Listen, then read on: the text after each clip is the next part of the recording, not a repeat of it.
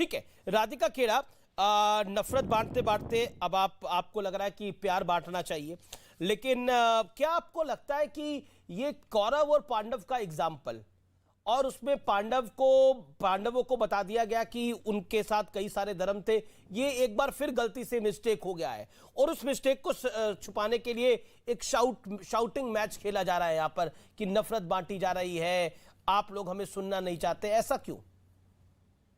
इतनी कमजोर तो नहीं है?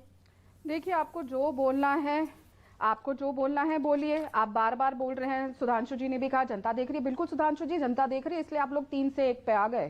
सिर्फ गुजरात ही बचा पाए, हिमाचल भी बाय बाय हो गया और दिल्ली भी आपके हाथ से चला गया। बाय इलेक्शन भी आप सारे हार गए।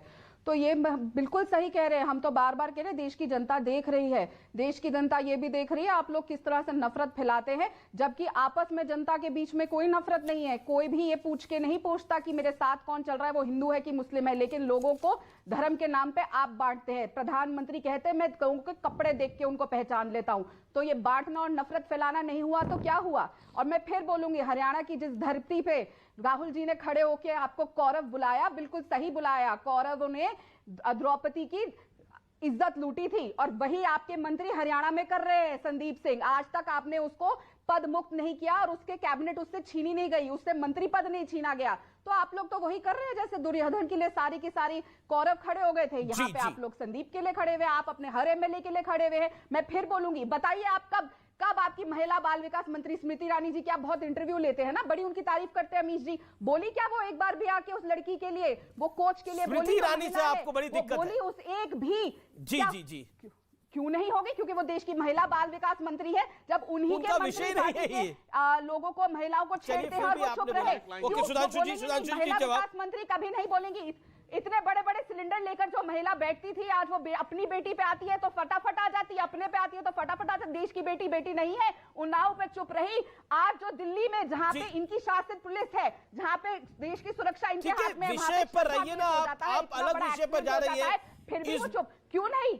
बिल्कुल विषय है रहिए ना मैडम। राधिका खेड़ा, 30 सेकंड में आपका जवाब, उसके बाद डॉक्टर अजय आलोक और वारिस पठान। Okay, 30 second. सबसे पहला जवाब, नैना सानी मर्डर केस, वो आदमी जेल के पीछे।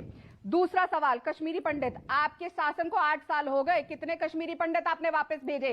कश्मीरी पंडित पे पिक्चर बनाना, उनके साथ इंसाफ करना नहीं होता। आज भी कश्मीरी पंडित हाथ जोड़ के आपकी सरकार से कह रहे हैं कि हमें यहां से हटाइए, हमें सुरक्षा दीजिए, और टीचर को गोली मार दी जाती है, तब आपका खून नहीं खोलता। और आपने तीसरी बात करी सिखों के दंगे, कब तक आप ये नफरत फैलाने का काम करेंगे? इसीलिए शायद आज तक आप लोग पंजाब में सरकार नहीं बना पाए और बार बार दिल्ली से आपको लात पड़ती है। तो कुछ तो शर्म करिए, नफरत फैलाना बंद करिए। और अगर आप बार बार हम पे ये इल्जाम लगाएंगे तो याद रखिएगा, गुजरात के दंगे आप ही के शासन में हुए थे और कई अन्य दंगे गिनवा दूंगी जो उत्तर प्रदेश में जो हालात है और हर जगह जो हालात है। तो इसीलिए जब आप बार बार ये बात बोलते हैं, बार बार सिखों की बात करते हैं, जो हुआ बहुत दुखद था और कभी नहीं होना चाहिए। किसी भी सरकार के अंदर कोई दंगा नहीं होना चाहिए, लेकिन बार बार उसके ऊपर रोटियां बुनाना बंद करिए। और वहां की जनता बार बार देख लिया, इसलिए पंजाब में आज तक आप 0 पे हैं, याद रखिए। और अभी भी वक्त है, कश्मीरी पंडितों को वापस उनको न्याय दीजिए, उनको वहां पहुंचाइए।